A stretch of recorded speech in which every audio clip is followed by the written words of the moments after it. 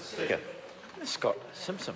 Thank you, Mr. Speaker. It's a pleasure to stand to take a call in the second reading of this Local Government Auckland Council Amendment Bill in the name of my friend and colleague Alfred Naro. It's a members' bill, and Sir, when I was chairing the select committee that considered this matter, I was very conscious of the hard work and dedication that Mr. Naro has put into this bill, notwithstanding, in fact, that originally this bill was entered into the ballot in the name of the Honourable Maggie Barry, who, upon her ascension to the Cabinet, was able to ensure that Mr. Naru was able to pick the bill up, and he's done a very good job of stewarding it through the Select Committee process to second reading here this evening. I want to congratulate him on that.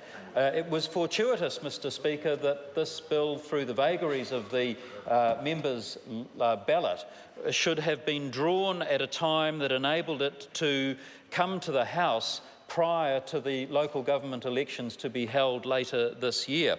And very fortuitous, in fact, because Auckland, as members will be very well aware, is the only jurisdiction in which we have these bodies that are known as local boards. For instance, in my electorate, Sir, where we have a number of district councils, we have community boards.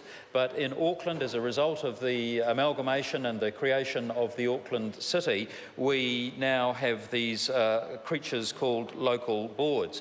And as I think an oversight in the original legislation, it was possible for people to be elected to multiple local boards at the same time. And the real difficulty there, Sir, is not so much that those people may not have been physically able or indeed had the capacity to attend diligently to their duties and responsibilities as elected members of more than one community, local board, but it was the perception and perhaps also the potential for there to be a conflict of interest in those two roles that was really at the nub of this bill being promulgated. And so, Sir, as we know as members of the Parliament, often in politics it's the perception that is more important sometimes than the reality. And so this bill seeks to identify and clarify a situation that was relatively rare but had occurred, and to resolve that so that the perception could not arise again of a potential or a real conflict of interest should a single individual be elected to more than one local board. So this bill, Sir, received careful consideration by the Local Government and Environment Committee.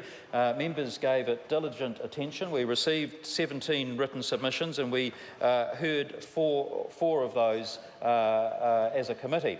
And, Sir, I thought the submissions were all thoughtful, they were well considered, they were useful in terms of us considering the bill, and they aided us in our deliberations.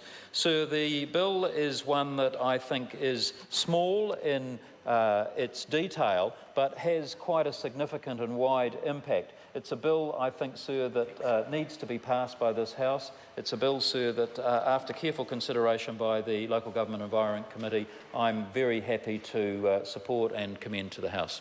Well said. Mika Pfeiffer. Mr. Speaker,